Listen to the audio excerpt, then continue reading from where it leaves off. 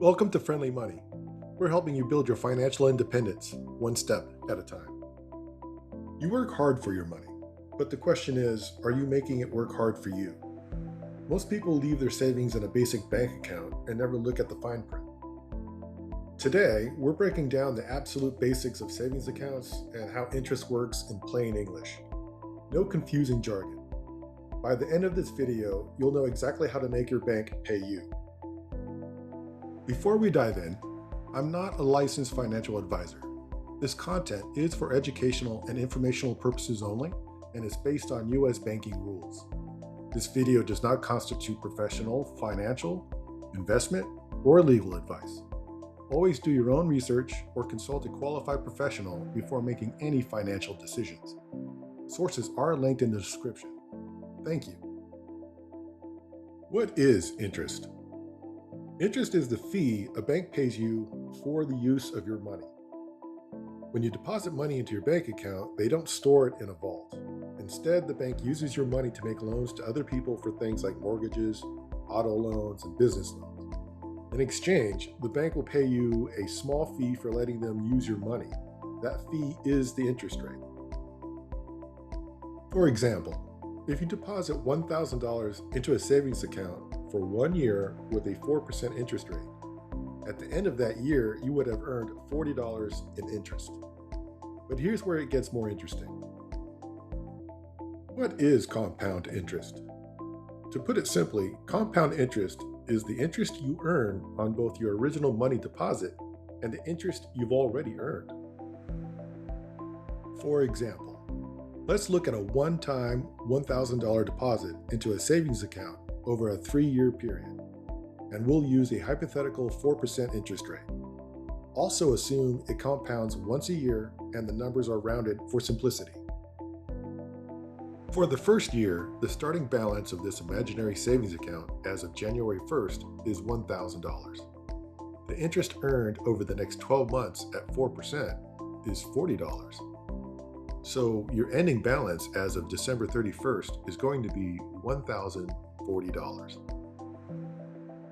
For the second year, your starting balance is now $1,040.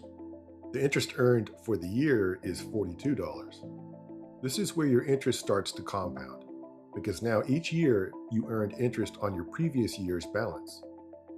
At the end of your second year, because of compound interest, your balance has grown to $1,082. For the third and final year, your starting balance is $1,082. The interest earned this year is $43. And finally, your ending balance is $1,125.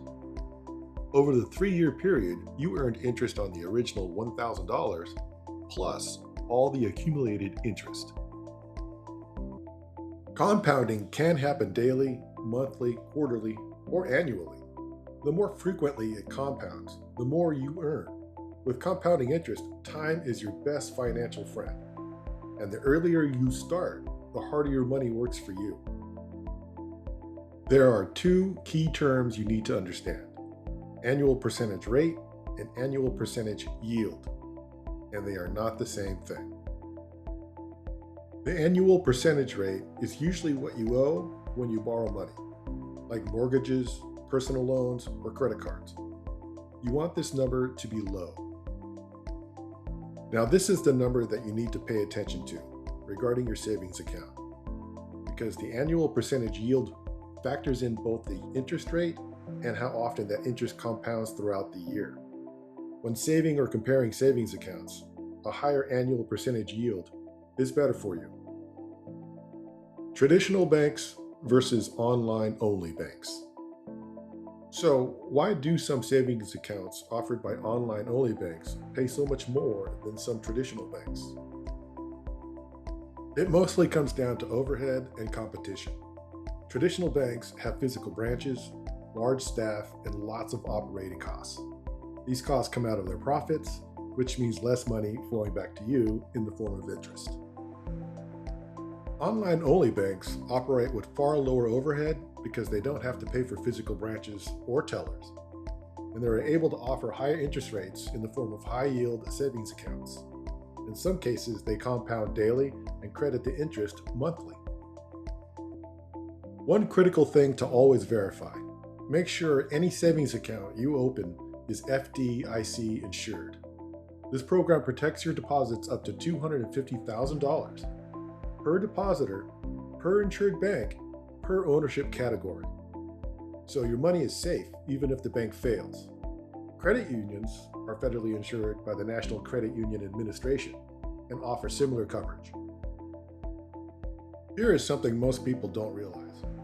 If your savings account pays 4%, but inflation is running at 3%, your money is only growing in real terms by about 1%. But if inflation is higher than 4%, you are technically losing purchasing power the longer your money sits there. This is why keeping money in a low-paying savings account during high inflation can and will cost you purchasing power. A few quick things to keep in mind as you shop for a savings account. First, interest rates on savings accounts are variable. They can and do change based on the economy. Second, avoid fees. Some accounts charge monthly maintenance fees that can eat into your interest earnings. Third, at tax time, if you earned more than $10 in interest, your bank will send you a 1099 INT form. But remember, you are still required to report all taxable interest income to the IRS, even if you don't receive this form. Your next step towards financial independence is simple. Look up the current annual percentage yield on your savings account right now. Then compare it to what high yield savings accounts are offering. You might be surprised how much you're leaving on the table. Today, you learned how interest works, the power of compounding, and high-yield savings accounts can accelerate your savings over time. In our next Friendly Money video, we'll talk about emergency funds. How much do you need, and exactly where to keep it. We hope you find this video helpful, and thank you for watching.